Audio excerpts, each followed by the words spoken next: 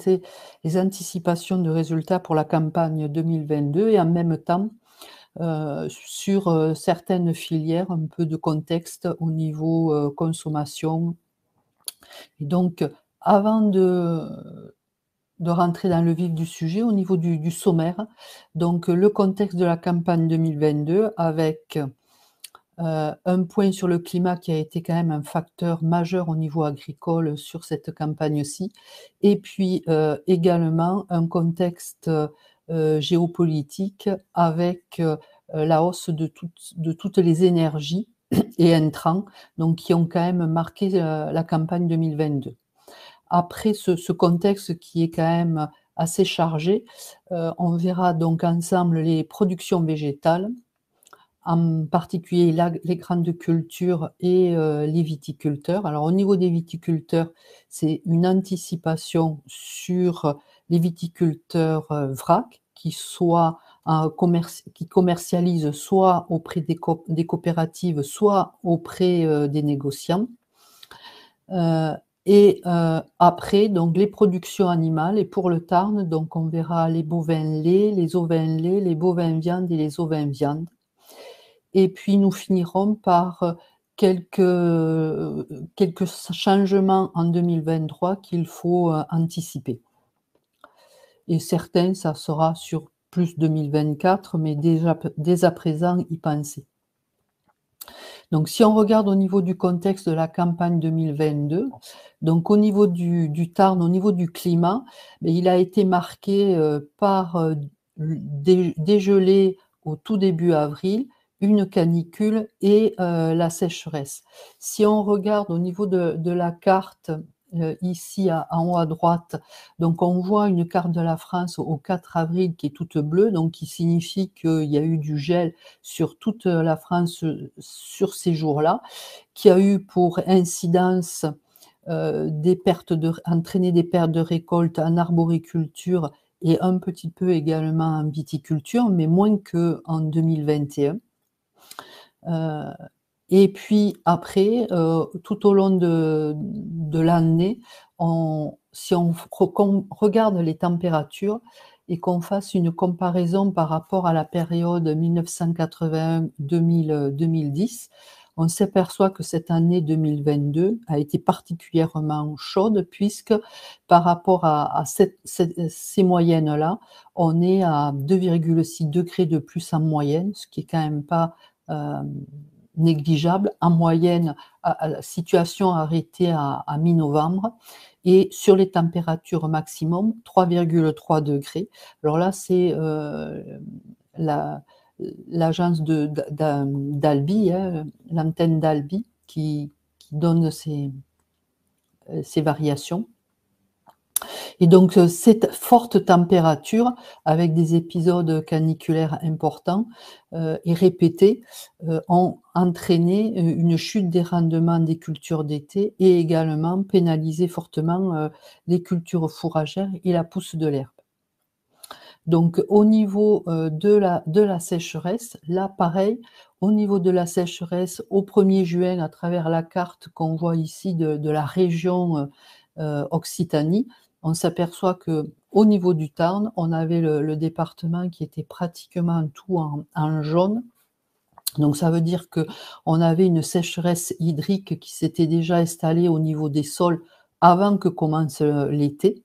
Si on regarde également par rapport aux précipitations, donc par rapport à ce graphe-là, qui est une comparaison de 2021 à 2022, et on s'aperçoit qu'il n'a pas plu au même endroit et que sur la campagne 2022, on est vraiment avec certains mois très très peu de pluie.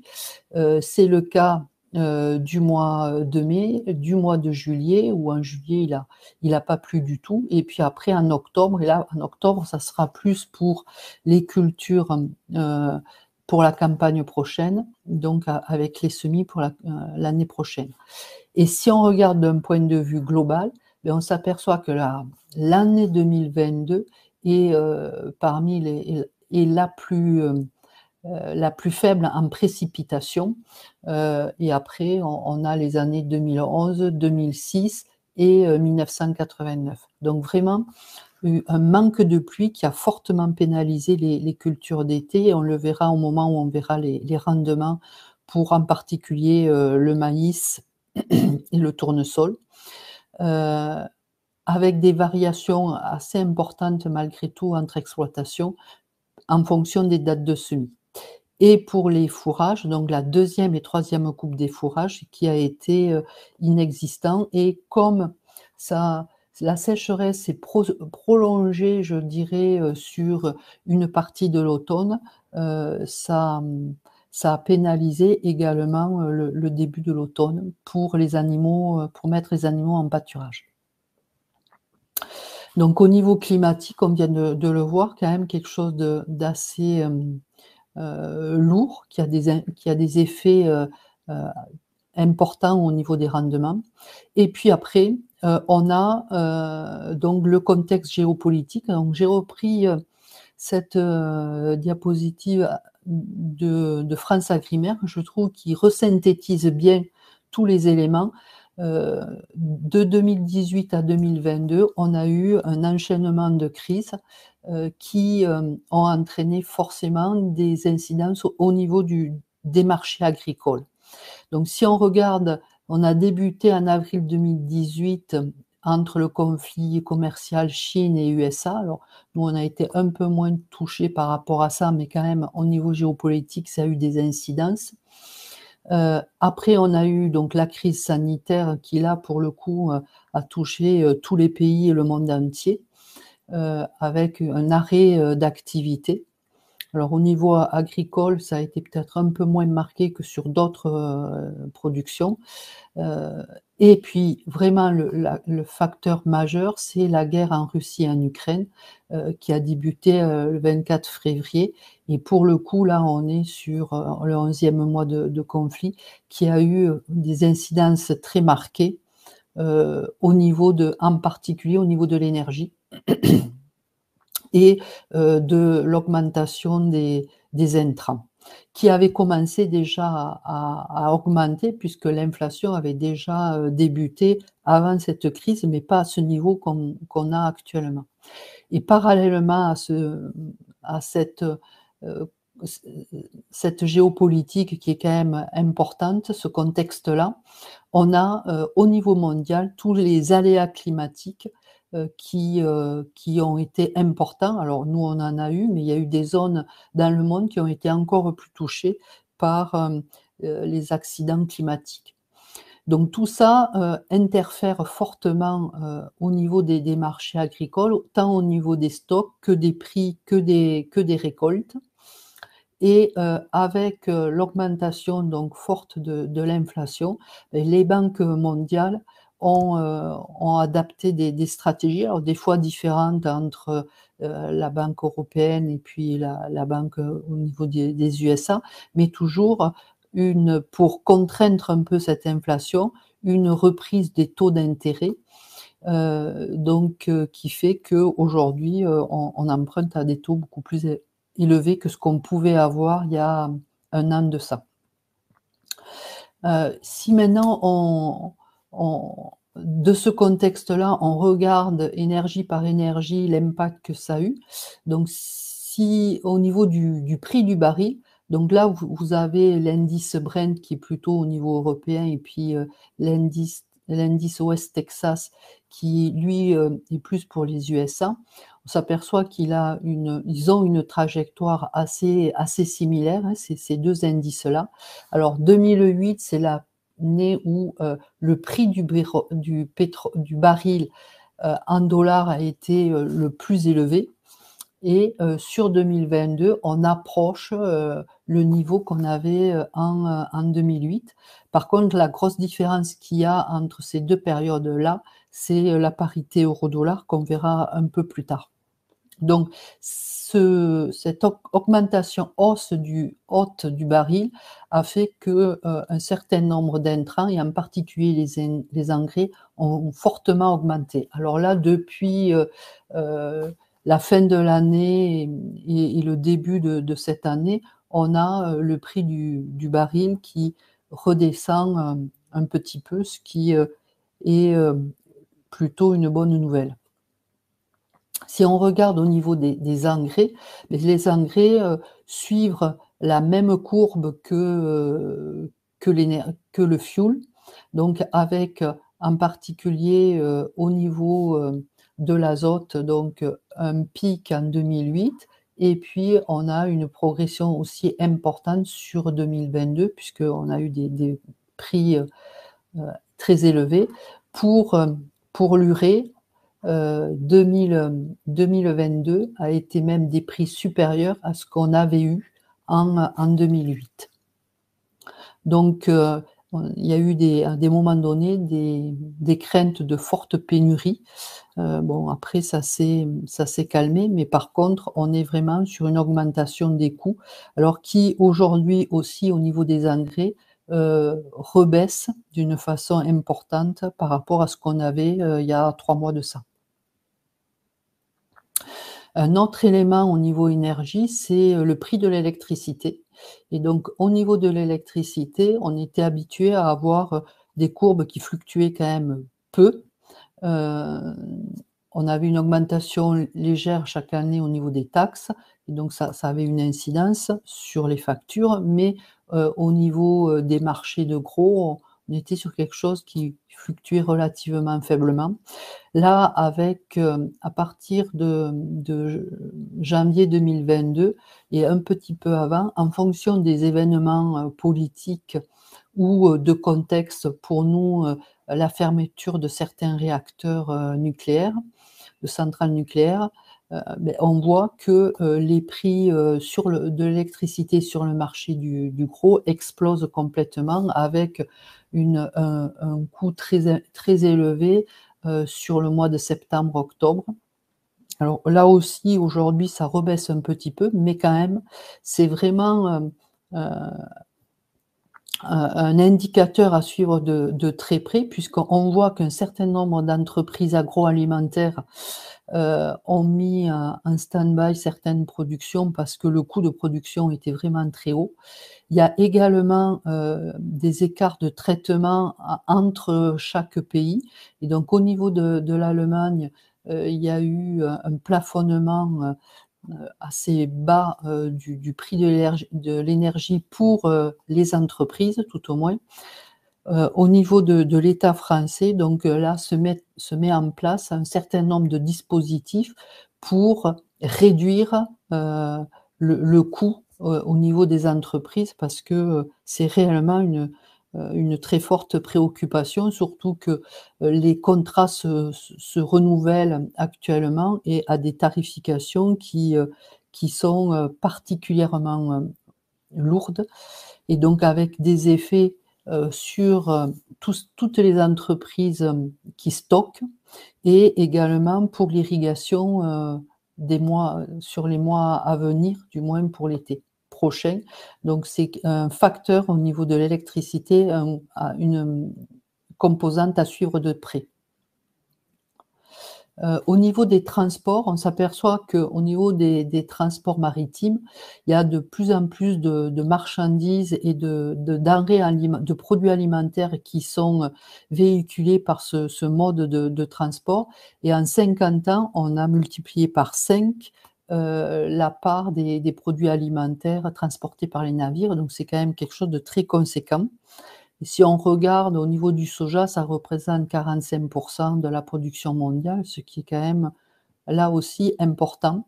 Alors en 2008, on avait eu des taux de fret les plus élevés.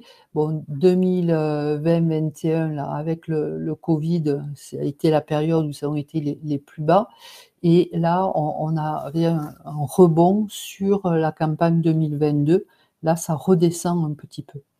Donc ça aussi, ça a quand même un impact sur le prix, des produits. Et puis, un autre élément qui est la parité euro-dollar. Donc on voit que, on a des fluctuations importantes, hein, entre, ces 20 dernières années avec un pic, ici sur 2008, où, on avait une parité à 1,52 donc qui était favorable lorsque nous, nous importions, des appros en particulier ou d'autres produits. Plus pénalisant par contre quand on exportait. Mais là donc sur 2022, on est arrivé à un niveau de 1 €, 1 $, qui est comparable à ce qu'on avait dans les années 2020. Et donc cette parité-là explique aussi pourquoi on a un coût de l'énergie qui a aussi fortement progressé. Donc tous ces indicateurs-là ont des influences sur le prix des appros et en particulier des engrais et des carburants, mais aussi des aliments. Donc là, si on regarde en termes d'indices, on est vraiment sur des indices qui ont fortement progressé puisque la progression est à 2 chiffres. Donc en moyenne, on est à +19, tout appro ou toute prestation confondue, ce qui est quand même très, très élevé. Si on regarde au niveau des engrais, on serait à +84%, mais ce taux-là, nous on n'a pas retenu ce montant-là au niveau des anticipations, puisqu'un certain nombre d'exploitants avaient acheté les engrais en amont et donc à des coûts plus faibles que ce qu'on a pu avoir par la suite. En carburant, un petit peu moins également dans les anticipations, on a pris un taux un peu plus faible que ça, parce que là aussi il y avait un effet stock, même si c'est plus modéré.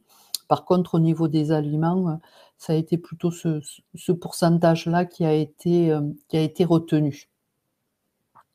Et parallèlement aux appros qui ont fortement progressé, on a eu, et heureusement, les produits agricoles à la production qui, eux, ont également progressé. Alors tout indice, tout produit confondu en est à +20, mais avec une progression nettement plus importante pour tout ce qui est céréales et tournesol, avec un événement, guerre Russie-Ukraine qui a fait des cours qui ont fortement varié après le début de la guerre, et on le verra lorsqu'on regardera les différentes courbes des prix, en particulier sur le blé, le tournesol et le maïs. Donc par contre, donc ces prix à la production qui progressent permettent d'atténuer la forte hausse des appros. Et si on le regarde au niveau des produits agricoles animaux, bon, mais là la progression elle est un peu moins élevée que ce qu'on avait en céréales et en oléagineux.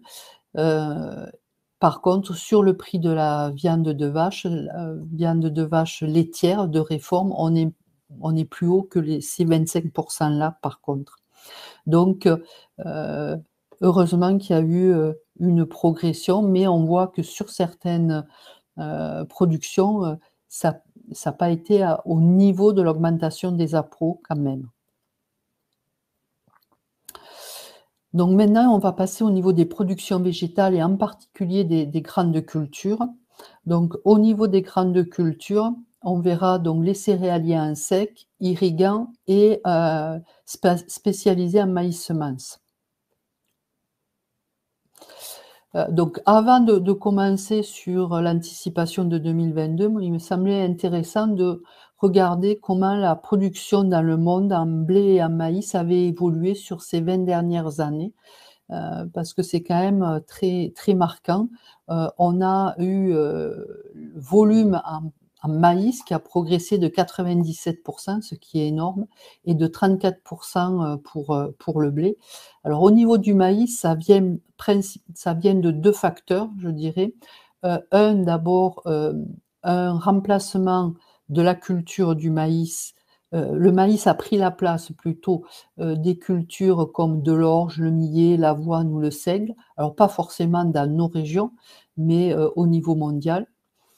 Et en plus de ça, on a une augmentation des rendements, ce qui fait qu'on a la production en maïs qui a nettement progressé. Et en blé, donc là, c'est essentiellement l'augmentation des rendements qui fait qu'on a ces progressions-là. Donc ça, et parallèlement à la production qui a augmenté, on a également la demande qui a progressé. Donc si on regarde plus précisément sur la campagne 2022, donc tout blé confondu, aussi bien blé dur que blé tendre, on a une récolte mondiale qui a progressé, alors certes faiblement, mais qui est, supérieure à ce qu'on avait les années précédentes, et donc elle est de plus 0,6%, avec certains pays qui ont fortement progressé et puis d'autres qui ont diminué. Donc la hausse a été surtout marquée en Russie, et parce que l'an dernier, ils avaient eu un hiver particulièrement, enfin, ils avaient eu des problèmes d'implantation du blé et donc des rendements, nettement inférieurs. Le Canada, donc surtout au niveau du blé dur, là où on a eu une forte progression de la récolte, et puis après, plus faiblement au niveau de l'Australie.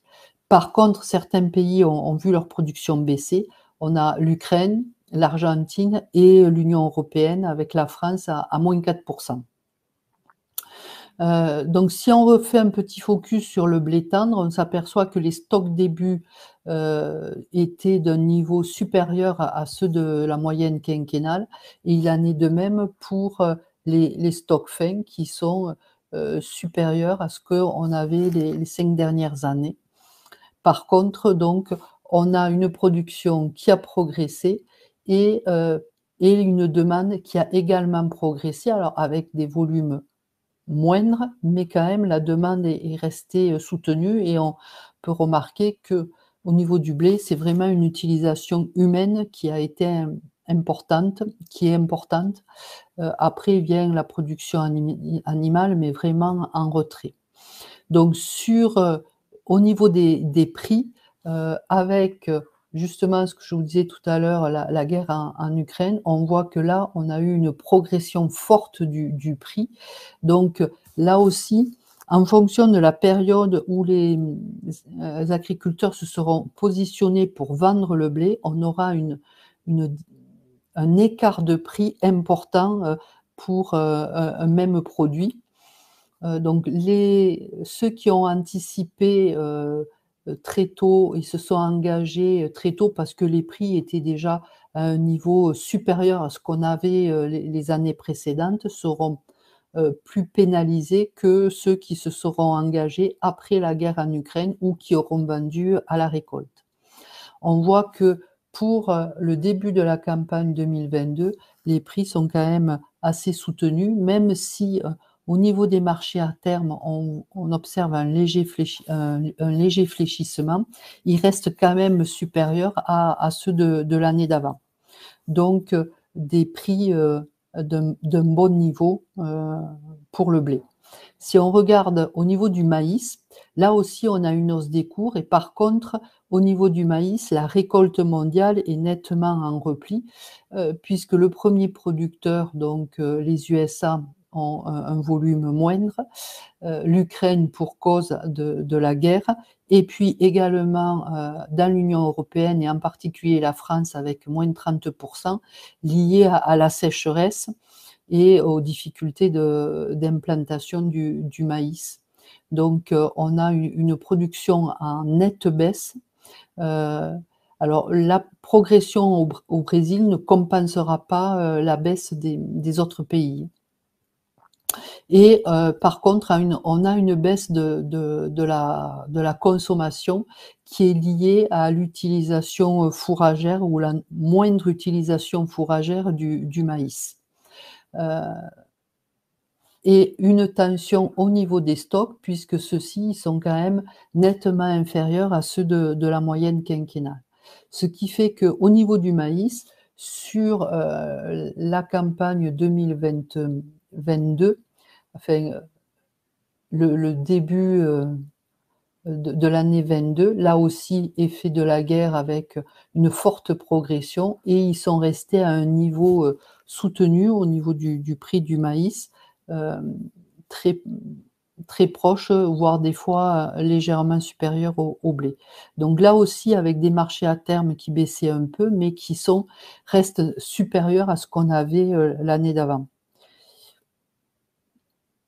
Au niveau des oléagineux, Donc là aussi, on est sur des cours élevés. Alors au niveau du marché des oléagineux, le soja est réellement la culture principale puisque, cette culture représente 50 à peu près des oléagineux récoltés et donc là, on était sur une progression du rendement de 10 alors pas, forcément en France ou dans notre région, hein, puisque les rendements de soja ont baissé, mais au niveau mondial, on est sur un rendement supérieur, avec une utilisation, supérieure au niveau des USA pour tout ce qui est biocarburant et au niveau du colza, là aussi, on est sur une bonne récolte en 2022, tant au niveau par rapport à 2021 que pour, la moyenne sur 5 ans. Par contre, au niveau du tournesol, là, par rapport à 2021, on a une baisse quand même importante, du volume récolté, de -11. Alors c'est vrai que 2021 avait été une année exceptionnellement, bonne en termes de rendement. Si on regarde la production du tournesol sur la moyenne sur 5 ans, on est à peu près dans la même veine. Avec là aussi, avec la guerre en Ukraine, des exportations, limitées, donc ce qui explique aussi, la forte progression, du prix, de cotation du tournesol avec, des soucis, à un moment donné sur, les huiles où on était en rupture. Voilà, donc au niveau des oléagineux, des prix, heu, à un niveau, élevé. Si on regarde au niveau de l'évolution des surfaces au niveau du Tarn entre 2021 et 2022, ben, on s'aperçoit qu'au niveau du blé, on a une diminution de la surface, alors qui est liée pour une part, à des problèmes de semis à l'automne 2021 où, certains ont pas pu implanter ou ont pu implanter le blé beaucoup plus tard et dans des conditions pas forcément très favorables. Et parallèlement à ça, du coup, une progression forte du tournesol puisqu'on a eu plus 27 au niveau du tournesol et au niveau du blé dur, de nouveau une baisse de la production en blé dur de 13 et c'est vrai que si on regarde la surface en blé dur, entre 2022 et 2018, on s'aperçoit vraiment que depuis 2019, on est sur une production en repli au niveau du blé dur. Et au niveau du maïs, on a, au niveau du maïs, on est sur plutôt une stabilité par rapport à 2021. Il en est de même pour l'orge sur une période un peu plus, importante. Maintenant au niveau des rendements, alors au niveau des rendements, ces rendements moyens, donc qui sont issus, de la DRAF Occitanie qui nous fournit, un certain nombre d'informations et en particulier des moyennes de rendement et là pour le Tarn, on s'aperçoit que par rapport à 2021, on voit une baisse quand même des rendements, même sur les céréales à paille, puisque pour le blé tendre de 50, on passe à 43 et le blé dur de 49, on passe à 45 et pour l'orge, c'est encore plus marqué puisque de 52, on passe à 43. Mais ce n'est rien à côté des cultures d'été et en particulier, du maïs et du tournesol puisque, le maïs, la moyenne l'an dernier était à 110 quintaux, là on passerait à 80 avec des écarts importants, hein, entre exploitations et en particulier pour ceux qui cultivent du maïs en sec, on est sur des rendements vraiment très faibles cette année puisque, on est inférieur à 4 tonnes. Donc vraiment, une culture du maïs qui a été fortement touchée et suivant, les dates de semis, c'est quand même, très conséquent. Et puis, il en est de même pour le tournesol où 2021, on avait eu un rendement, record de 25 quintaux et là, en moyenne, on serait sur du 17-18 quintaux en sachant que là aussi, il y a une très grande hétérogénéité entre exploitations puisqu'il y en a qui ont fait, 12 quintaux et puis d'autres, qui ont fait 23-24 quintaux. Donc vraiment, entre exploitations, on va avoir des écarts importants. Maintenant, au niveau des prix, et là c'est pareil, suivant ce que je vous disais tout à l'heure en termes de positionnement, d'engagement de sa récolte, si les exploitants cette année se sont engagés très tôt, et ben, en termes de prix, on aura un prix moins favorable que pour ceux qui se sont engagés après le conflit en Ukraine.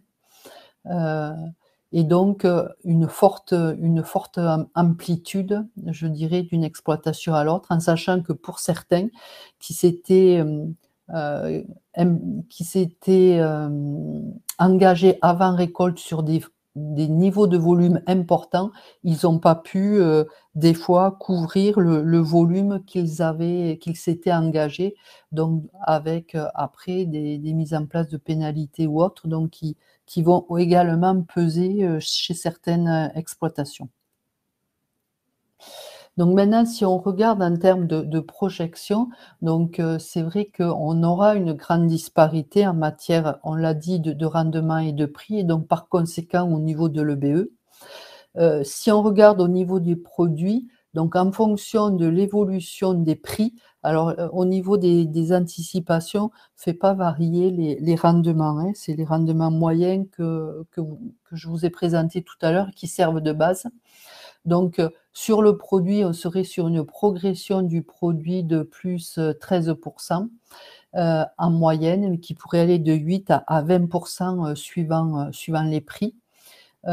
Et puis par contre, on a une hausse importante des intrants et si on regarde sur l'ensemble des charges hors amortissement et frais financiers, dans l'hypothèse, on est parti à une progression de plus 15%, ce qui est quand même élevé.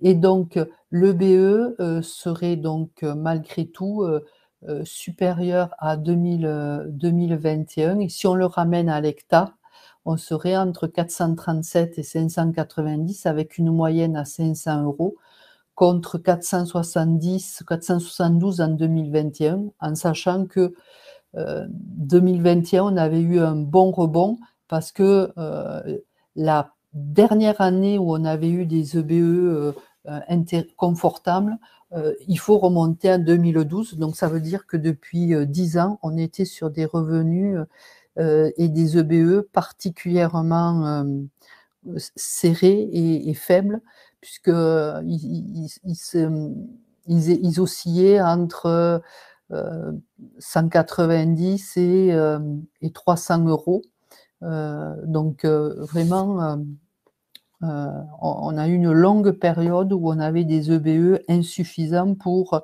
couvrir l'ensemble des engagements des exploitations, aussi bien des annuités que des prélèvements privés des exploitants. Donc 2021 a permis quand même d'améliorer les trésoreries.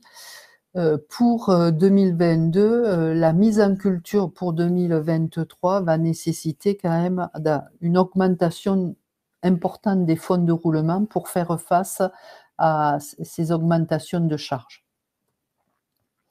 Si on regarde sur les céréaliers irrigants, alors pour eux, la performance du maïs grain a une forte incidence, et c'est vrai que là, comme les charges progressent aussi un peu plus que ce qu'on avait pu avoir en sec, puisque là, le coût de l'irrigation sur la campagne 2022 va être quand même important. Alors soit parce que les exploitations sont en ASA, soit parce que ils utilisent des lacs, mais à ce moment-là, en termes de consommation électrique, on sera quand même beaucoup plus élevé que ce qu'on avait été en 2022 et même en 2021, pardon. En 2021, on était vraiment sur un coût de l'irrigation faible puisqu'on avait peu irrigué. Et là, sur les hypothèses, donc je suis partie sur des hypothèses nettement supérieures, même à 2020. Et donc le produit, lui, il progresserait entre 5 et 15% avec le médian à plus 10%. Ce qui fait qu'au final, on a un EBE qui serait relativement proche de l'EBE de 2021. On perdrait à peu près 20 € à l'hectare, mais on resterait sur des niveaux d'EBE intéressants. Et là aussi, il faut remonter à 2012 pour avoir un niveau de BE, même supérieur, puisqu'en 2012, sur les céréaliers de l'époque irrigants, on était à 677 € par hectare, contre 620 en 2021. Donc voilà, au niveau des irrigants, même si, on est sur des prix de vente intéressants, le BE devrait rester à peu près, similaire à celui de 2021. Par contre, au niveau des maïs semences, donc où pour, le coup, il y a eu des très gros soucis de fécondation, liés aux grosses canicules. Et là, c'est pareil, avec des écarts importants entre exploitants, puisque certains, ils ont été obligés de détruire la culture.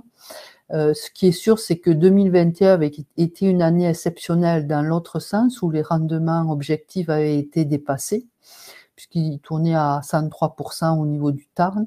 Et là, sur les premières estimations qu'il y avait eu, on était autour de 55%, donc ce qui fait que on est vraiment sur une année catastrophique en termes de rendement. Alors, les caisses de risque vont compenser partiellement cette perte, plus pour ceux qui étaient assurés en assurance aléa climatique, là aussi, ça va atténuer ça. Un autre élément qui est favorable pour cette année, c'est qu'au niveau le prix du maïs semence est indexé sur le prix du maïs conso. Et comme on l'a vu tout à l'heure, le prix du maïs conso a nettement progressé, plus, je dirais, les négociations qu'il y a eu entre l'interprofession et les firmes semencières.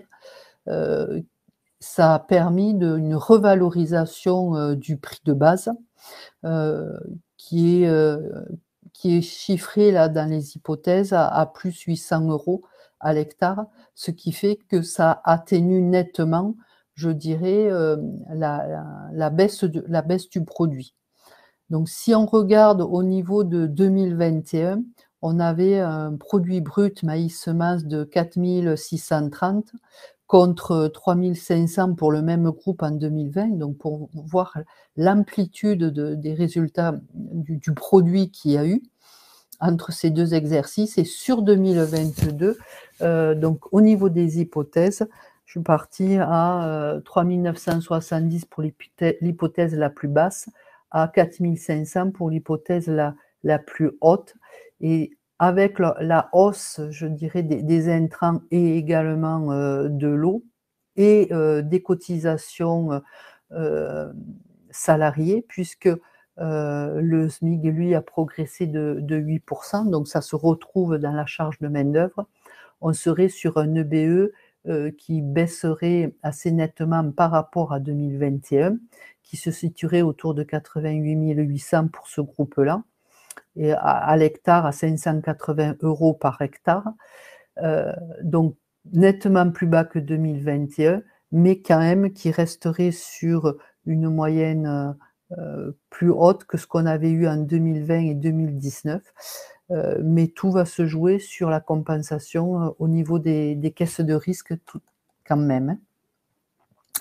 Donc si on regarde en termes de revenus disponibles, si on prend le BE moyen de chacun des 3 groupes, on s'aperçoit que les annuités au niveau des céréaliers en sec et irrigants ont bien baissé par rapport à ce qu'on avait il y a quelques années. Et du coup, ça nous permet d'avoir un revenu disponible à l'UTH familial, donc de 40 800 pour les céréaliers en sec et les irrigants 51 900. Et par contre, un peu plus en retrait pour les maïs semences, tout simplement parce qu'il y a plus d'annuités et un peu plus d'UTH familial. Donc, mais on reste quand même sur des revenus disponibles intéressants. Mais donc ces gains-là serviront en particulier à absorber l'augmentation des charges et en particulier des engrais, du carburant et des semences qui va arriver. Et des autres services, je dirais, qui eux aussi progressent nettement. Donc voilà au niveau des céréaliers, en sachant que ces résultats-là cachent quand même des dispersions importantes d'exploitation entre exploitations. Au niveau de la viticulture, donc on va commencer par juste un petit point par rapport à la surface de la vigne dans le monde. Donc là, en 2021, on s'aperçoit que on a 3 pays en Europe qui sont leaders au niveau mondial en termes de superficie de vignes et encore plus en termes de production. Il s'agit donc de l'Espagne, de la France et de l'Italie. Mais il y a quand même à noter que la Chine représente 11% de la surface en vigne dans le monde, donc c'est quand même pas anodin. Et depuis 4 ans, on a une production mondiale qui est légèrement inférieure à la moyenne, mais due principalement alors pour cette année, c'est la sécheresse et la chaleur qui ont impacté les rendements. Le gel a été moins marquant que ce que ça avait été en 2021. Et au niveau donc de l'Europe, on est à plus 2%, avec une forte progression de la France, plus 20%, l'Italie qui est stable et l'Espagne par contre qui, elle, a eu plus d'effet de gel cette année et qui a une diminution de la production de moins 6%. Et au niveau des États-Unis, on est à moins 4%, avec une baisse également sur l'hémisphère sud, qui est liée là aussi aux conditions climatiques. Donc si on regarde la répartition de la production mondiale, l'Italie est le premier producteur, vient après la France, puis après l'Espagne. Alors entre l'Italie et l'Espagne, en fonction des années, on n'a pas tout à fait le même classement, mais voilà. Par contre, ces 3 pays assurent 49% de la production mondiale, ce qui est quand même très important, et 80% de celle de l'Union européenne. Et le 4e producteur, ce sont les États-Unis. Voilà. Au niveau de l'hémisphère sud, donc, ils représentent 21% de la production mondiale. Si on regarde au niveau donc de la France, on est sur une progression de 6% par rapport à la moyenne 2017-2021. Au niveau du sud-ouest, donc par rapport à 2021, on serait à moins 8% du fait des fortes chaleurs et du déficit de pluie. Et c'est surtout le département du Gers qui a été fortement touché. Et on le voit à travers ce graphique-là. Ici, en bleu soutenu, on a l'année 2021 et 2022. Donc là, on est sur un estimatif nettement en repli pour le Gers. Au niveau du Tarn, on serait sur une progression de la récolte 2022 par rapport à 2021, mais on reste en dessous de la récolte moyenne. Donc là aussi, avec une grande hétérogénéité suivant les zones, avec pour ceux qui ont pu irriguer, donc ils ont été moins affectés par la sécheresse. Et donc les rendements s'en sont trouvés confortés. Au niveau des prix, donc c'est vrai que la campagne 2021 avait été une toute petite récolte, donc ça s'est répercuté fortement au niveau des transactions, puisqu'en volume global, la transaction en Occitanie a baissé de 27%, ce qui est quand même important. Et par contre, on a eu une hausse des prix moyenne de 14% entre 2020 et par rapport à la campagne 2020-2021. Par contre, si on regarde, l'IGP Comté-Tolosan, certes, a eu une progression du prix, mais un peu plus en repli que d'autres appellations. Alors, au niveau des prix, les prix sont en progression, mais modérés au niveau des blancs et plus stables au niveau des rosés. Et au niveau du marché, par contre, en termes de volume, le marché est un peu attentiste au niveau des vins rouges. Heu et heu et donc c'est vrai que sur, la campagne 2022, avec le contexte de forte progression des prix, et également le manque de bouteilles, puisque là, pour le coup, le coût de l'énergie, a réduit, le volume, de bouteilles fabriquées. On a une absence, de lisibilité sur la consommation, liée à ces 2 contextes-là et par conséquent, des négociants qui sont plus frileux pour les achats. Et donc les achats auprès des producteurs se fait plus, un peu en fonction du besoin et de la commande, immédiate qu'ils peuvent avoir à remplir. Pour les AOP, donc là aussi, on a moins de volume qui a été échangé sur la campagne 2021-2022 pour cause, de la petite récolte de 2021, avec des prix en légère hausse. Alors si on regarde au niveau des AOP Sud-Ouest, on est, sur une diminution du volume de 9,2 et 7,6 pour les rouges, une progression du prix de 7,4 et si on regarde pour, l'AOP Gaillac, bien, au niveau de l'AOP Gaillac, on a une progression certes du prix, de l'AOP en vrac, mais, plus faible que sur, l'AOP Sud-Ouest.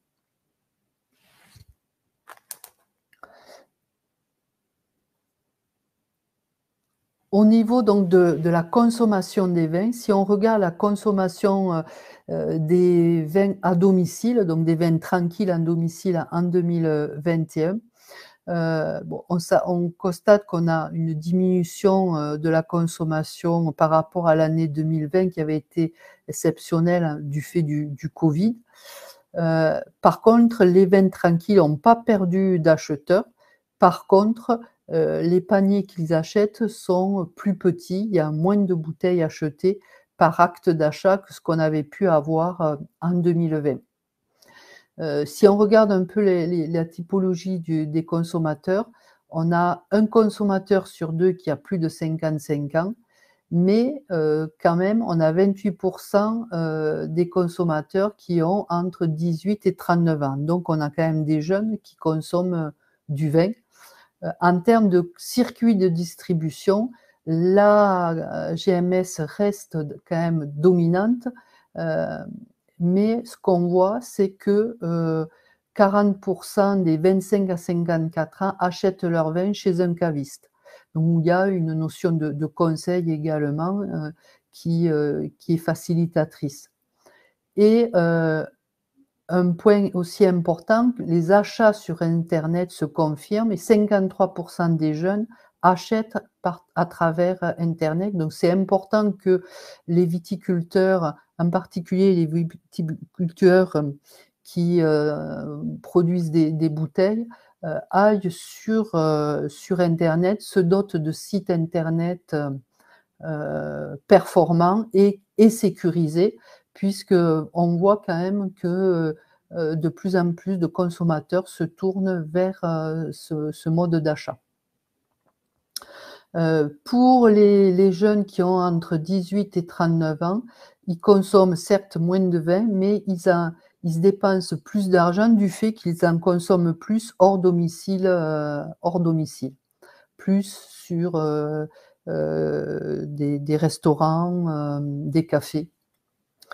Voilà, donc et au niveau des labels, le bio, c'est le label le plus connu, enfin la et 55 des jeunes y sont sensibles. Alors c'est vrai qu'au niveau du bio en général, toute, production confondue, on voit, un tassement de l'achat en 2022 au niveau des produits bio, mais il n'empêche que, au niveau des jeunes, il y a quand même une sensibilisation par rapport au bio, ce qui est important parce on a quand même beaucoup de vignerons qui se sont, convertis, en bio.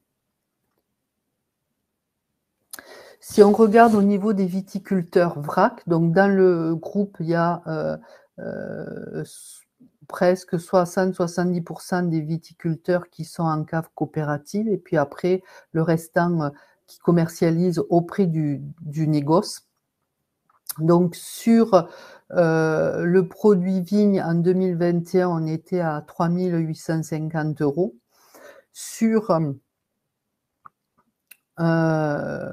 Sur la campagne 2022, donc en termes de projection, on serait sur un produit total qui progresserait un petit peu de plus 4%,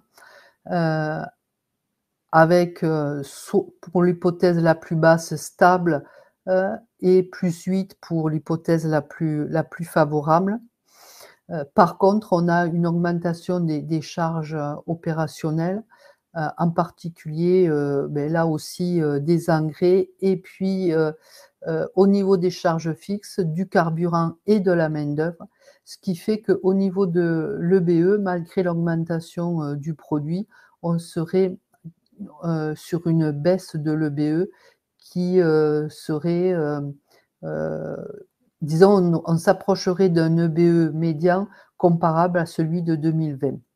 En 2021, pourquoi on a eu cette progression-là? Parce qu'on a eu aussi un volume d'indemnité par rapport au gel qui a nettement atténué la baisse du produit pour ceux qui étaient assurés.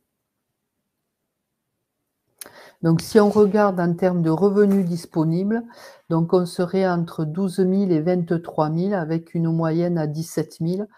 C'est vrai que le niveau d'annuité est quand même conséquent au niveau de ce groupe-là, et il représente 50% de l'EBE, ce qui est quand même important. Si on regarde au niveau des viticulteurs bouteilles, alors c'est vrai que pour ce groupe-là, on ne fait pas d'anticipation, mais si on regarde les résultats de 2021, on constate donc une nette progression du produit, et avec un produit viticole moyen à 11 900 €, et donc une progression du produit de 6%, ce qui a été intéressant sur 2021, après une baisse quand même en 2020 assez forte, et une progression des charges stable. Alors, ce qu'on n'aura pas en 2022, puisque sur 2022, toutes les charges d'emballage de bouteilles ont réellement nettement progressé. Donc, on va avoir un coût de production sur la campagne 2022 qui va être nettement supérieur à ce qu'on avait pu avoir en 2021. À voir comment les vignerons vont pouvoir répercuter sur leur marché ces hausses des appros. Mais sur la campagne 2021, donc on avait un EBE sur produit de 24%, et malgré tout quand même un niveau d'annuité sur EBE qui quand même reste élevé puisqu'on est à 43%. Donc il faudra avoir une vigilance particulière, je dirais, sur la campagne 2022 et 23, parce qu'encore 22, un certain nombre de bouteilles étaient stockées, mais c'est surtout sur 2023 pour voir comment ils vont pouvoir adapter leur grille tarifaire avec ces hausses d'intrants. Donc le volet production végétale est terminé.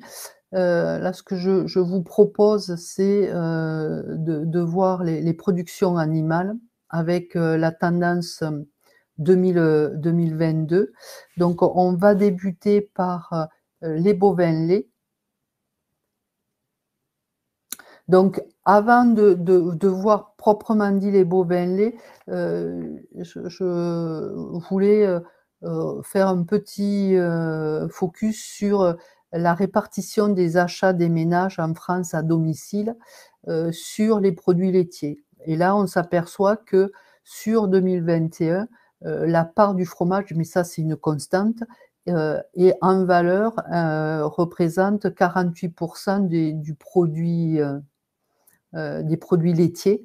Après viennent les ultra frais, avec 25%. Après, le lait liquide à 11%.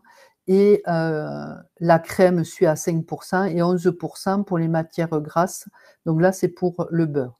Donc, c'est vrai que les bovins laits sont vraiment, au niveau des produits laitiers, l'acteur majeur, puisque si on regarde, 98% du lait conditionné est issu d'un élevage bovin lait, 95% pour les ultra frais et 84% pour les fromages, où là, on a donc après les fromages au lait de chèvre qui représentent 9%, et les fromages au lait de brebis qui, eux, représentent 6%.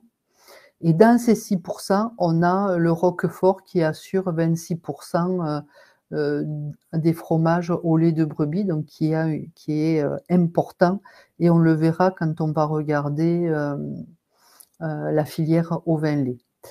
Ce qu'on peut remarquer, c'est que le prix du fromage progresse. Alors là, on s'arrête en 2021. Si on regardait la courbe 2022, on serait sur une progression du prix assez importante. Si on regarde au niveau de la collecte, alors là, au niveau mondial, on est sur une collecte mondiale peu dynamique, mais qui, à partir de septembre, reprend un peu partout, je dirais, aussi bien aux USA, en Argentine, qu'en Europe. Au niveau de l'Océanie, bon, la Nouvelle-Zélande et l'Australie là, marquent le pas en termes de collecte sur les 9 premiers mois, tout simplement parce qu'il y a eu beaucoup de sécheresses qui ont fait que la production a été nettement réduite. Si on regarde maintenant au niveau européen et la ventilation au niveau des pays européens, ben on s'aperçoit, alors là c'est un tableau un graphe qui s'arrête au mois d'août, que tous les pays européens, hormis la Pologne, accusent une baisse de la production laitière, que la Pologne, en rouge, là où on est à plus 2%.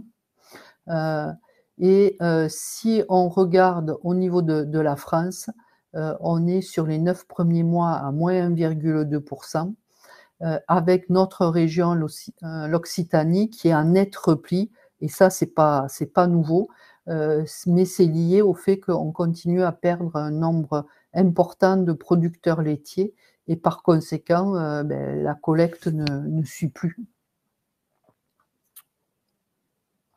Si on regarde au niveau des prix des produits industriels, on a eu une forte progression sur la campagne 2022, tant au niveau du beurre que des poudres de lait, avec en pointillé, c'est les prix sur l'Océanie, et en très plein, c'est en Europe. Donc là, on voit que les prix du beurre ont nettement progressé, puisqu'en 2018, on était à 4 000 € la tonne, et là, on est monté à plus de 7 000, et là, on redescend un petit peu ces derniers temps au niveau de la courbe du prix du beurre. Au niveau de l'Océanie, ils sont montés moins haut que nous, et la courbe descendante a commencé un peu plus tôt. Et par contre, au niveau de la poudre de lait, on est sur la même trajectoire entre les deux hémisphères, et avec là aussi un prix nettement supérieur à ce qu'on avait sur la période 2018. Alors ces baisses qu'on a pu constater là ces derniers temps, ces fléchissements, c'est lié entre autres à la demande chinoise qui est plus faible, alors qui a été en partie compensée par les pays de l'Asie du Sud-Est, mais pas totalement. Et puis après, on a aussi la hausse de la production aux USA et en Europe à partir de début septembre. Ce qui a comme incertitude pour l'avenir, c'est l'évolution de la consommation avec la poursuite de l'inflation. Donc là, à voir comment, en termes de consommation, cela va évoluer, et donc quels seront les impacts sur le prix du lait, pour la campagne prochaine, je dirais. Donc là, en termes du prix réel conventionnel, si on regarde sur les 9 premiers mois de l'année 2022, en comparaison de 2021, on s'aperçoit qu'on a une nette progression au plus bas de 43 € les millilitres et au plus haut à 75 € les millilitres par rapport à l'année 2021. Donc si on regarde sur les prix arrêtés au mois de mars, donc les prix moyens du lait en Occitanie, on est sur 2021 à 383 €. Nous, sur le groupe Serre France, où il y a 70% des clôtures au mois de mars, on est sur un prix moyen à 375 €. Et si on regarde les 4 premiers mois ou les 6 premiers mois sur l'Occitanie, on a nettement progressé puisque la moyenne est à 434. Donc, sur les hypothèses, pour la campagne 2022-2023, on est parti à 435 € à minima et un maxi à 450, sachant que on peut avoir des progressions peut-être un peu plus élevées que ça, puisque sur le mois de janvier et février, on annonce des prix sur certaines laiteries en nette progression. Si on regarde donc les autres pays en Europe, globalement, ils ont un prix du lait supérieur au millilitre, ce qui n'a pas toujours été le cas. Par contre, la Nouvelle-Zélande qui a un prix inférieur à nos prix, mais ça aussi, par contre, c'est plutôt une constante. Maintenant, au niveau des cours des animaux, donc on s'aperçoit qu'au niveau des vaches laitières de réforme, donc on a réellement un prix en très forte hausse, mais qui est lié à la pénurie de l'offre, puisqu'on a moins de cheptels laitiers. Et ça, c'est vrai dans toute l'Europe.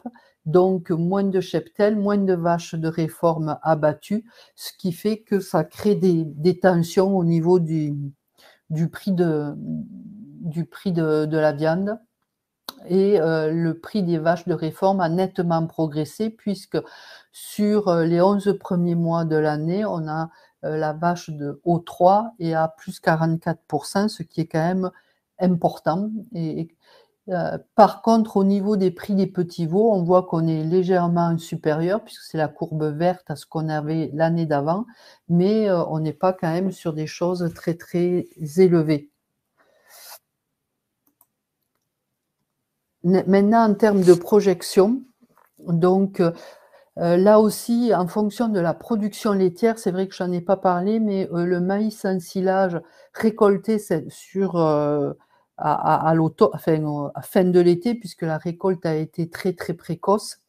La qualité du maïs ensilage n'est pas au top, avec un volume également nettement en retrait. Donc, sur la ration de base pour l'hiver 2022 et puis le restant de la campagne 2023, il sera nécessaire de complémenter beaucoup plus que ce qu'on avait pu faire sur 2021. Donc, en termes de volume produit, il se peut que on ait une baisse plus marquée liée à ce problème de stock fourragé. Donc, dans les hypothèses, moi j'ai pris -3 pour l'hypothèse la plus basse, -1,5 pour la médiane et stable pour la plus optimiste, avec un prix du lait qui fluctuerait donc entre 435 et 450. Donc, on aurait une progression du produit liée au prix du lait et également aux réformes. Par contre, la baisse du produit végétal et l'évolution du volume de lait vont fortement influencer le BE. Et là aussi, on a une forte progression des charges opérationnelles plus 15%, et en charge fixe, plus 13%. Alors c'est vrai que dans le groupe, il y aura forcément, et entre éleveurs, une grande hétérogénéité en fonction de l'autonomie alimentaire qu'auront les exploitations et si elles maintiennent ou pas leur niveau de production. Donc là, les écarts peuvent être considérables. Donc sur le groupe qui a 107 hectares et 66 vaches laitières, et qui avait une production de 452 000 litres en 2021, on serait donc sur 2022 avec une progression de l'EBE qui passerait de 74 700 à 78 400 pour l'hypothèse médiane. Donc un revenu supérieur. Mais j'insiste à condition que la production ne chute pas trop, hein, parce que dès qu'elle chute, vous voyez, sur l'hypothèse à moins de 3%, de suite, on est sur un EBE nettement inférieur. En termes de revenus disponibles, donc le niveau là aussi des annuités est relativement constant et à 32 000 euros. On serait sur un revenu disponible qui irait entre 20 000 et 29 000 à l'UTH, avec une moyenne à 25 000, assez proche quand même de celle de la campagne précédente. Donc voilà pour les bovins laits. Au niveau des bovins viande, donc au niveau des bovins viande, avant de commencer les bovins viande, faire une petite une diapo sur l'évolution de la consommation des viandes en France.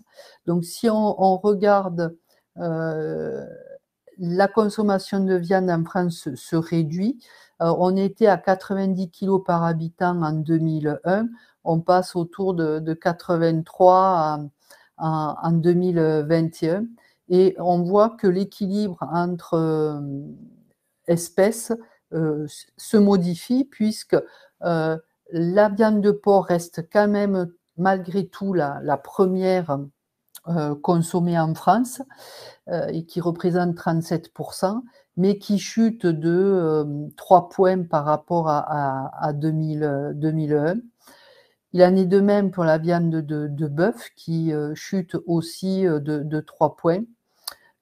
Au niveau des ovins, donc, qui sont beaucoup moins consommés, on a aussi une baisse.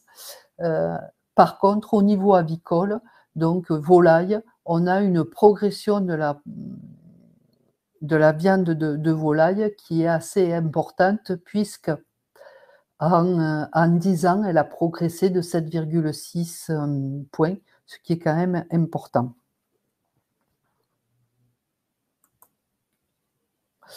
Si on regarde au niveau de la consommation donc de la viande hachée fraîche, on s'aperçoit que sur la campagne 2022, alors là, c'est les achats à domicile, diminuent, a diminué toute l'année, enfin sur les 8 premiers mois tout au moins.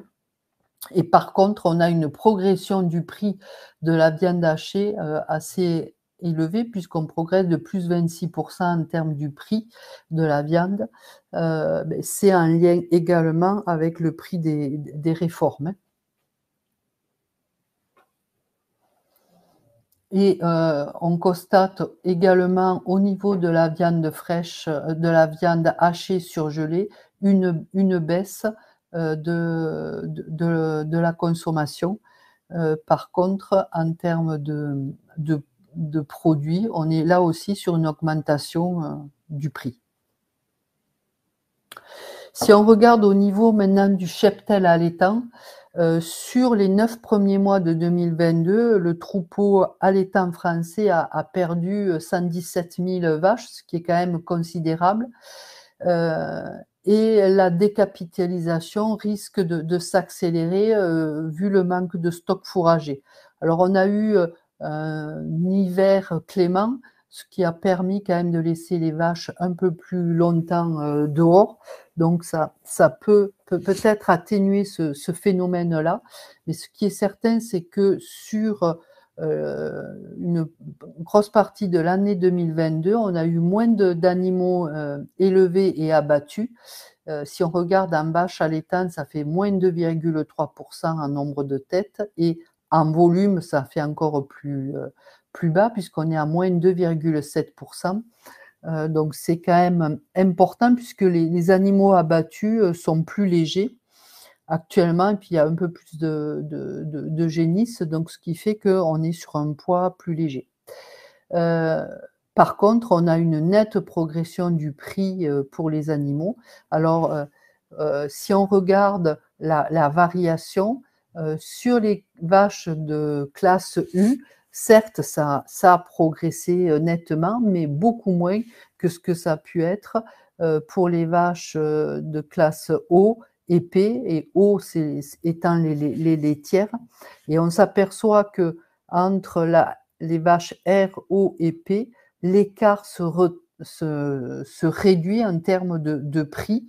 Là où on avait pratiquement 1,50 € d'écart, on se retrouve maintenant avec 50 centimes d'écart. Donc c'est quand même considérable la progression qu'il y a eu au niveau des prix des vaches laitières, des animaux laitiers ou de qualité moindre par rapport aux vaches à viande.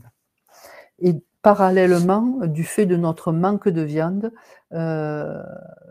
produite en France, on a une hausse des importations de viande de plus 26% sur les 8 premiers mois de l'année, ce qui est quand même important.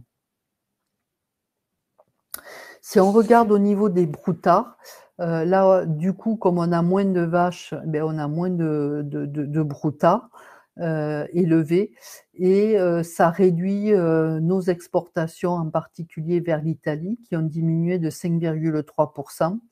Et au niveau de l'Espagne, de 7,3. Alors au niveau de l'Espagne, il n'y a pas que cette raison-là, il y a également le fait qu'ils nourrissent beaucoup plus les animaux en ration sèche. Et donc, vu le prix de l'aliment, en termes d'allottement, ça a été moins dynamique, je dirais. Et donc, on a un prix qui progresse. En mâle limousin, plus 20% et en femelle de plus 15%, donc un prix des veaux supérieur. Donc, ce qui fait qu'au niveau des hypothèses, tout en ayant diminué d'une vache, sur 2022, en prenant un prix de vache de réforme allant de plus 18 à plus 25 et un prix de broutard de plus 14 à plus 20, on serait sur un produit total qui progresserait de plus 9%, malgré la diminution du produit végétal attendu, puisque là aussi, le manque de stock fourragé va nettement peser, et avec une progression des charges, alors OP pour 10% et fixe plus 11%, ou dans les charges fixes, on a les charges de carburant. On serait sur un EBE pour une exploitation de 115 hectares et de 76 vaches allaitantes, on serait sur un EBE de 46 500 €, assez comparable à l'EBE de 2021, en moyenne.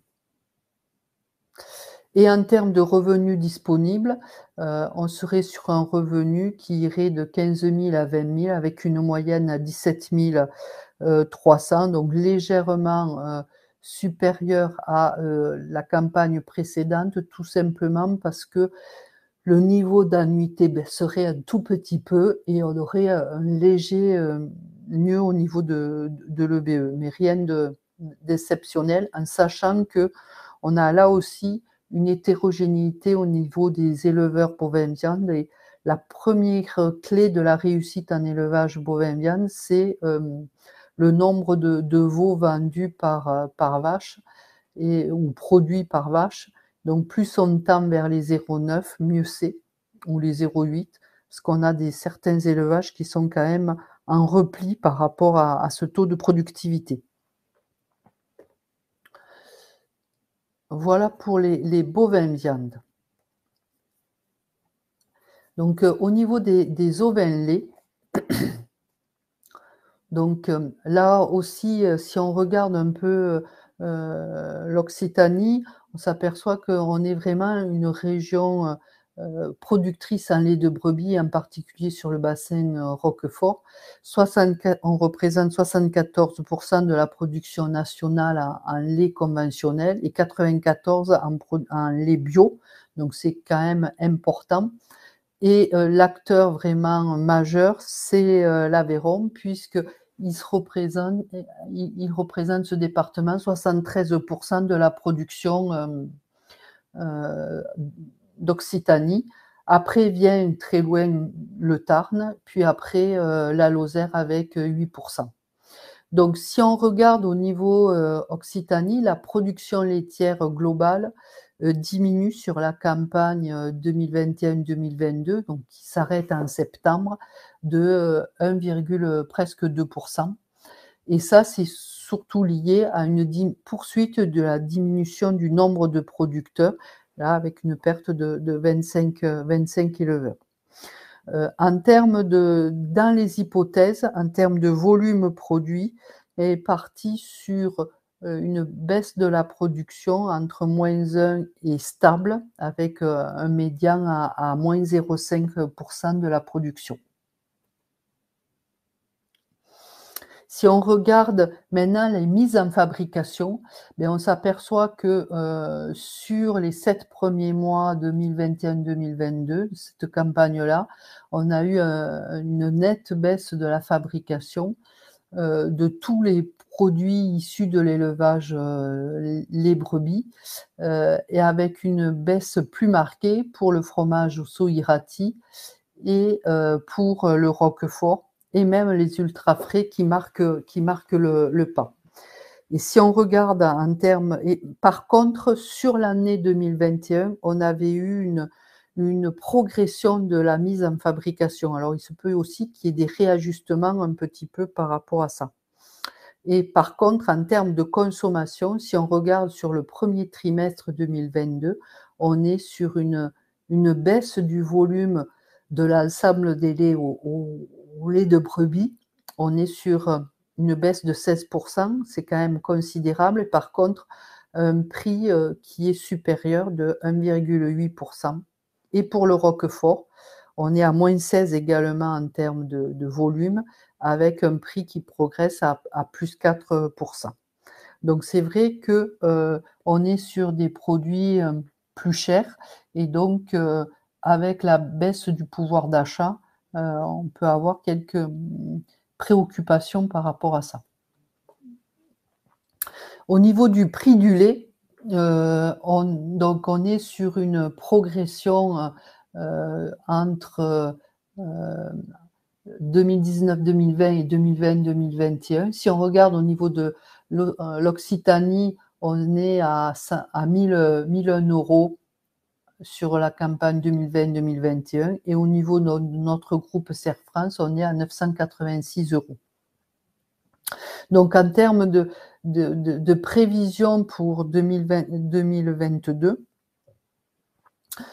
donc la campagne qui se termine en septembre, à ce niveau-là, on a pris une progression entre 2,5 et 3,5%, avec une moyenne à +3.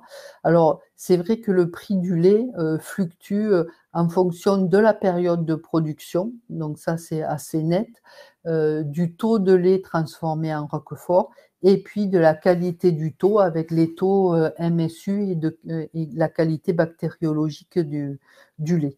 Donc avec tous ces facteurs-là, on a un prix du lait qui fluctue, et aussi par rapport aux négociations qu'il y a entre les producteurs et les laiteries. Si on regarde au niveau de l'agneau de Roquefort, alors comme on a beaucoup d'exploitations, même 85% presque du groupe, qui clôture au mois de septembre, cette année, on aura donc un prix de l'agneau de Roquefort supérieur à la campagne précédente, puisque la campagne précédente, on avait 64 € le prix d'un agneau lait petit. Et là, sur les hypothèses, on est parti à plus 73, à 73 € pour, l'agneau, en sachant que sur octobre, novembre et décembre, mais ça aura peu d'incidence puisque beaucoup de nos exploitations auront clôturé, le prix est en nette baisse et nettement inférieur à celui que je viens de vous citer. Et donc, et là, cet effet du prix de l'agneau, on l'aura pour la campagne prochaine. En termes de projection, donc si le volume produit reste stable et qu'on a la progression du prix comme je vous l'ai cité tout à l'heure, on aurait un produit qui progresserait de plus 3,3%, en sachant que là, dans l'hypothèse, on est parti sur une diminution du produit végétal puisque on, euh, on a aussi une baisse du stock fourrager qui est quand même importante. Au niveau donc des charges OP, une progression de 11% et idem pour les charges fixes, ce qui fait que avec ce niveau d'augmentation de charges, on serait sur un EBE qui fléchirait et qui serait par contre assez similaire à celui de 2020.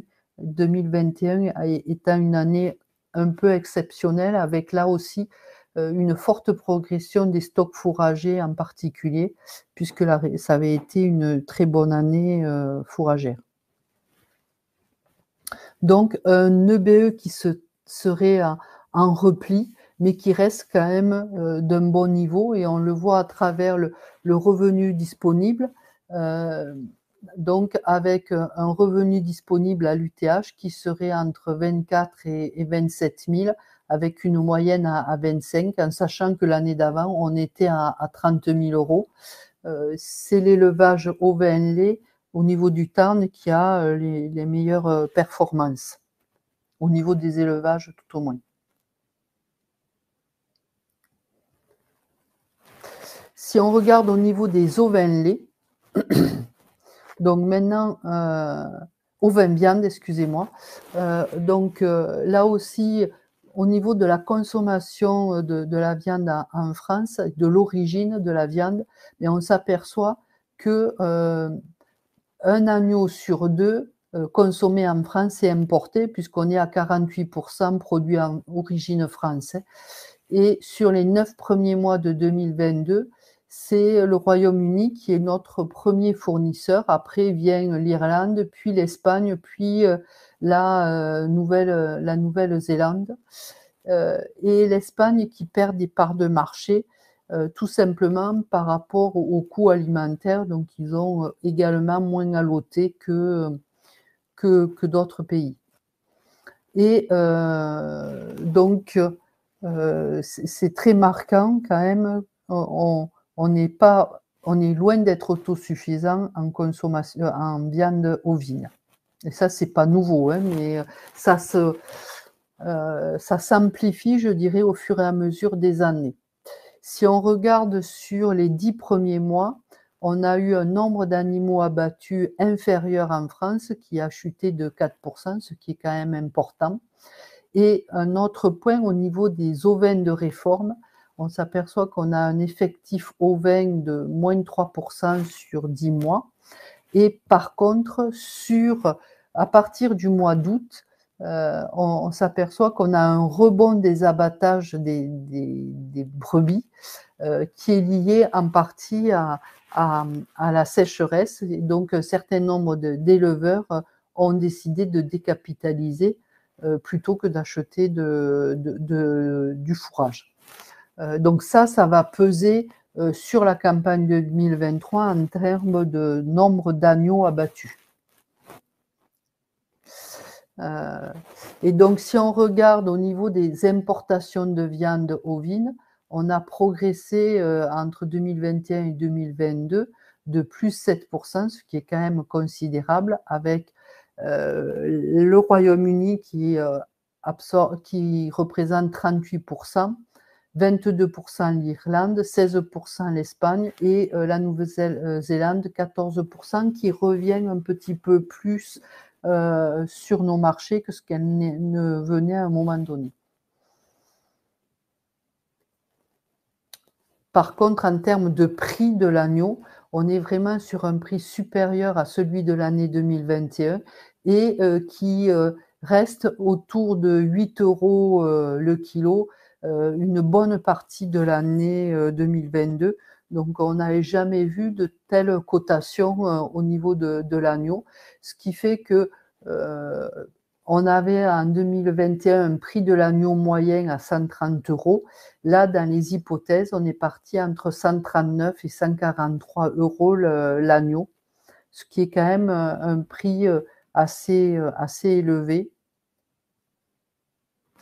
Et au niveau des projections, donc malgré l'augmentation du prix de l'agneau, on serait sur une progression du produit, mais là aussi avec un effet baisse du produit végétal qui vient, je dirais, atténuer le bon prix de l'agneau et une progression des charges, autant opérationnelles que fixes, qui là aussi, comme pour toutes les autres productions, pénalise le BE et on se retrouverait sur un EBE 2022 comparable à l'EBE qu'on avait en 2020, malgré des bons prix. Et en termes de revenus disponibles, donc on serait entre 12 000 et 15 000 € avec une moyenne à 13 700, donc plus bas que ce qu'on avait pu avoir sur la campagne précédente.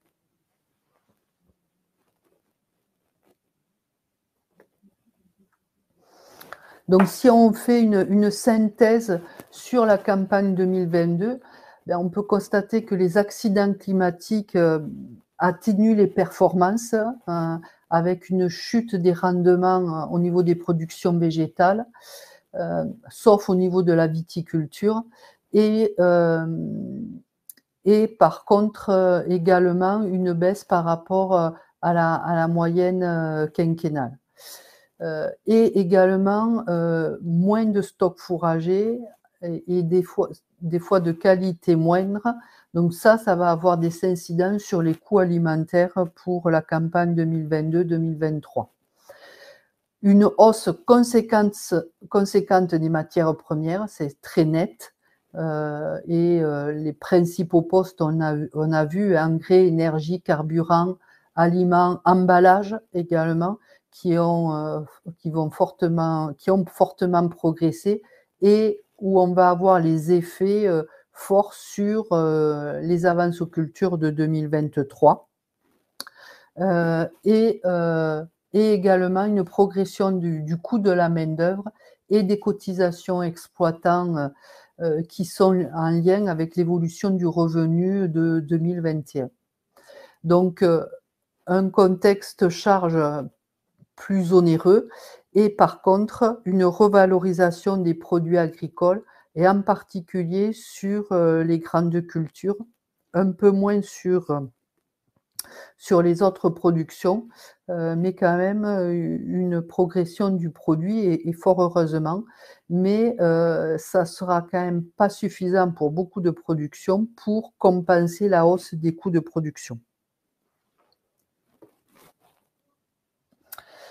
Donc voilà, au niveau des anticipations de 2022, ce qui nous semblait important, c'est d'aborder quelques points pour la campagne 2023 qui va débuter, qui a débuté, je dirais, avec les semis des céréales d'hiver. Donc d'abord, au niveau mondial, si on regarde les prévisions pour l'année 2023, là aussi j'ai repris une diapo de France Agrimaire où il y a eu une évaluation en octobre de la croissance par région. Alors au niveau mondial, on est sur une baisse de la croissance assez notable puisque en 2021, on était à 6%, 2022, 3,2% et 2023, on serait sur une projection à 2,7% et qui peut être amenée à être revue en fonction des événements et, et entre autres, soit la guerre entre la Russie et l'Ukraine, ou également par rapport au Covid.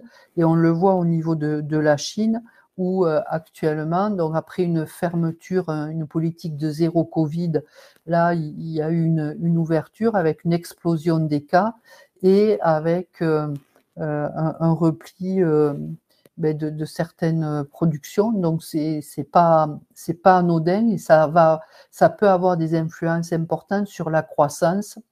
Et, donc également, ce qui est à noter, c'est un retour de l'inflation, hein, avec une flambée des prix qui, du coup, impacte énormément le pouvoir d'achat des consommateurs, qui fait qu'un certain nombre peuvent être amenés soit à consommer moins, soit à se tourner vers des produits euh,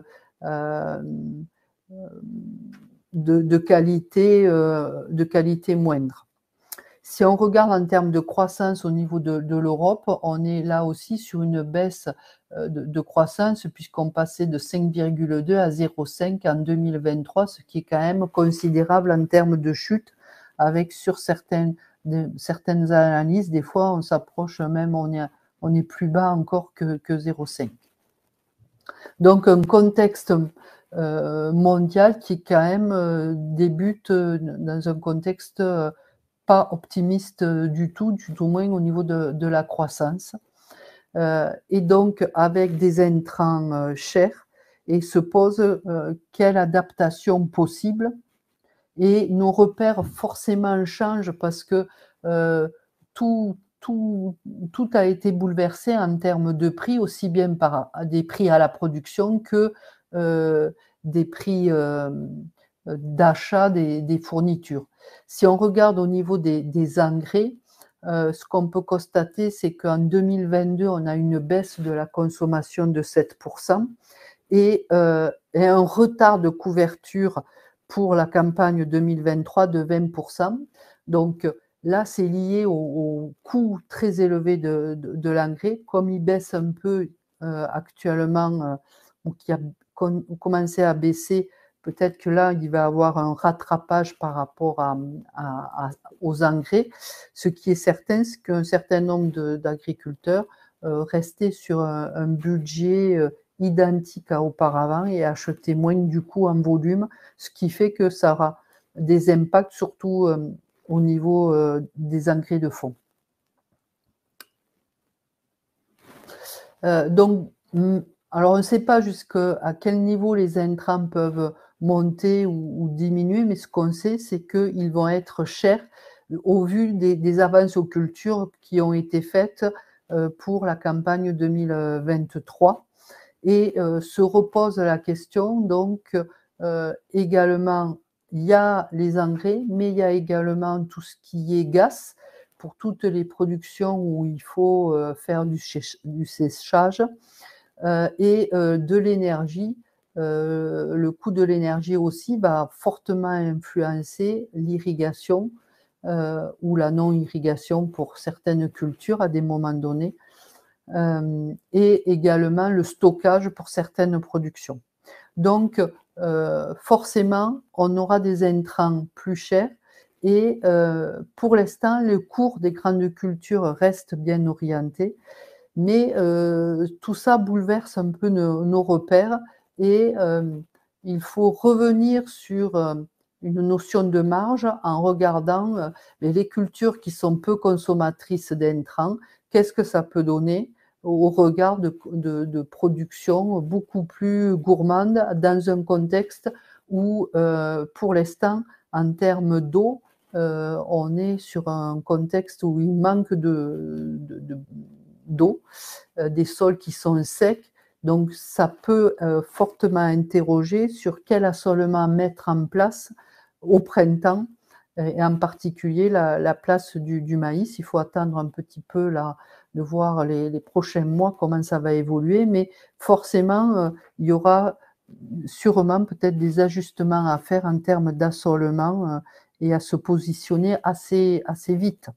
Ce qui est des fois pas facile du fait qu'on n'a pas forcément les semences après comme on voudrait.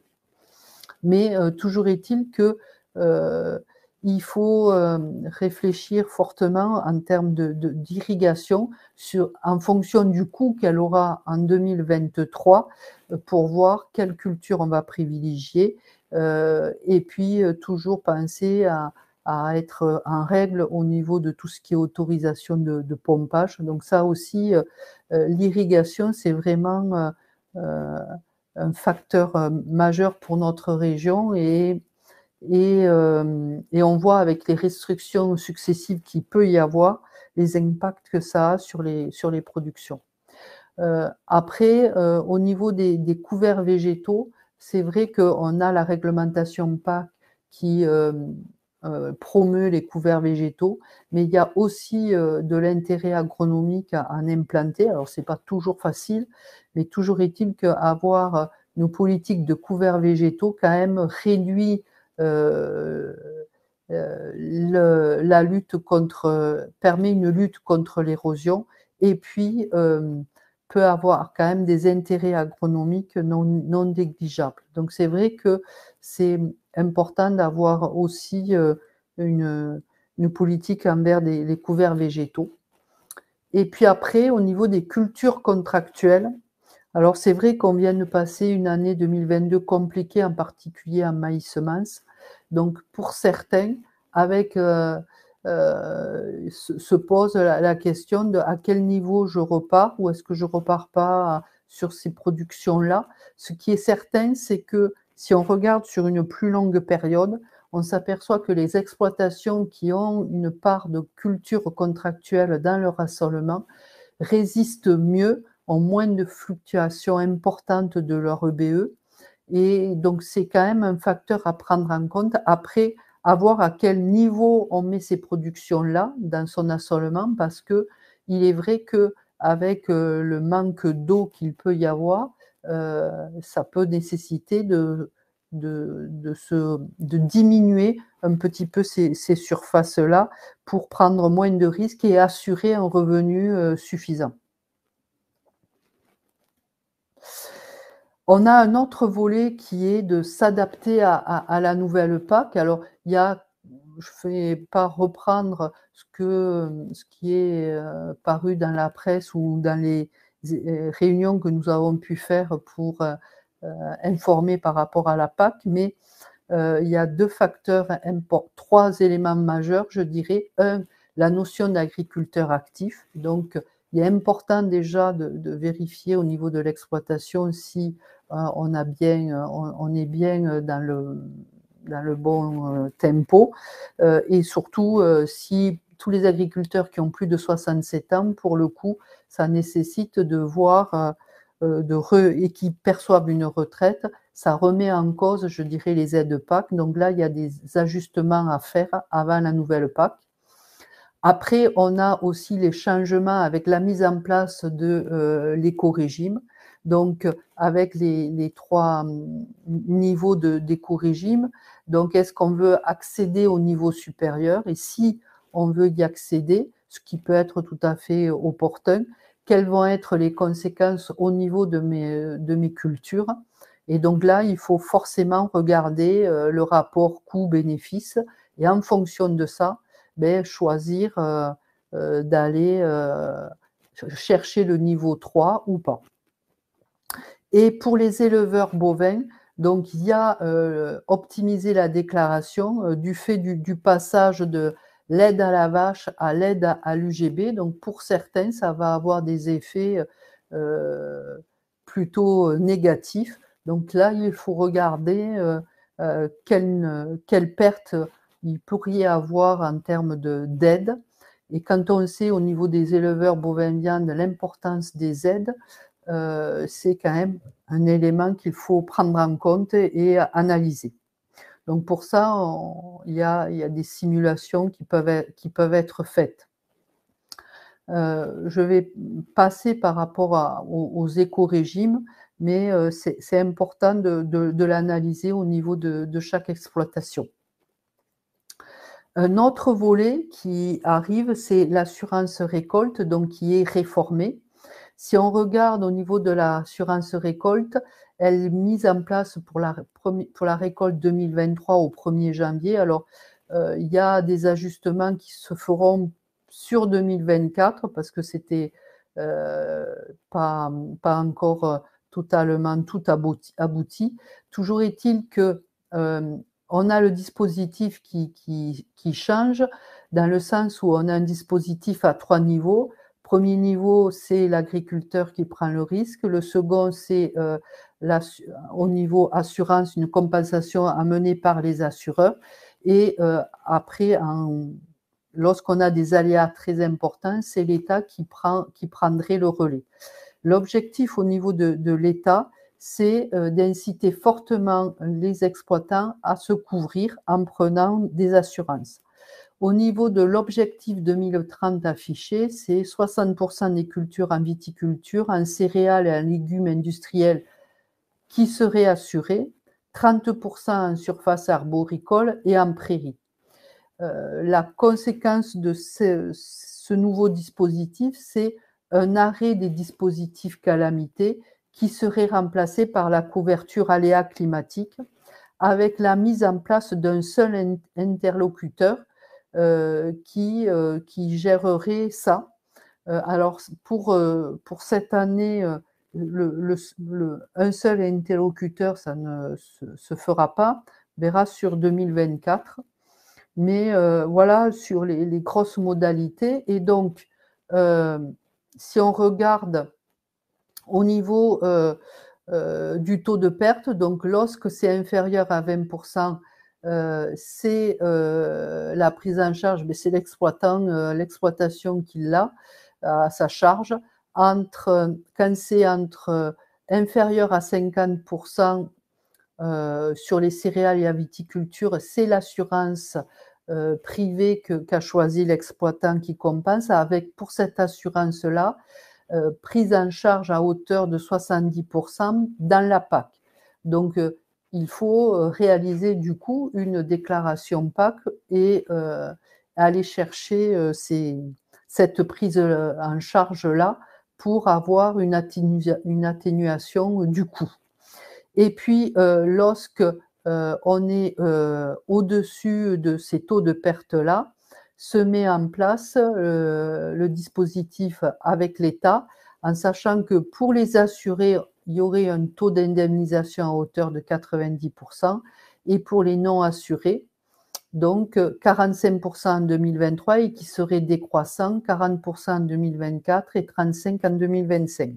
Donc on voit que forcément, il y a à travers ces mesures-là une incitation à ce que les agriculteurs s'assurent. Alors pour notre part, il nous semble important déjà de voir au niveau de chaque exploitation la fréquence du risque, des aléas, en sachant qu'on est dans un contexte quand même climatique qui change et donc il faut quand même appréhender les conséquences si on venait à ne pas s'assurer et si on vient à s'assurer, à ce moment-là, regarder à quel niveau on prend la franchise parce qu'on aura des coûts différents d'assurance, jusqu'à quel niveau je me couvre ou pas, pour quel prix. Et donc là, c'est des calculs à faire au niveau de chaque exploitation. Alors, pour 2023, les assurances sont déjà été souscrites, mais déjà se projeter sur 2024 en regardant les impacts que ça pourrait avoir sur chaque exploitation avant de décider si on s'assure ou pas. Mais toujours est-il, il est à nos yeux important de le regarder de près, de le chiffrer et de se couvrir un minimum par rapport aux aléas climatiques, du moins pour les coûts les plus durs, à condition que le prix ne soit pas prohibitif. Et donc ça, il faudra voir également les tarifications qui sont proposées. Voilà, donc ça, c'est quelque chose qui est important à être analysé. Voilà pour tout ce qui est petit point pour l'année 2023 et les années futures, hein, parce qu'on sera aussi, je dirais, dans un contexte vraiment climatique qui évolue. C'est vraiment important d'avoir ce regard-là, tant au niveau des assolements ou des cultures que au niveau couverture de risques. Pour finir, je voulais juste, pour certains d'entre vous, vous recevez également le Gérer pour gagner, le Gérer pour gagner agriculture sur le dernier trimestre 2022 parle sur la résilience des systèmes d'exploitation. Je pense que c'est vrai que c'est une analyse qu'il faudra qu'on ait au niveau des exploitations agricoles pour atténuer au maximum la prise de risque, parce qu'on voit qu'avec les telles fluctuations qu'on a aussi bien sur les produits, sur les rendements que sur les prix, plus toutes les réglementations qui changent, il est important de repenser des fois son système avec, dans un prisme où le risque, de minorer le risque et de retrouver un sens important au niveau de son activité. Voilà. Voilà pour le diaporama sur d'anticipation sur les campagnes 2022. Merci.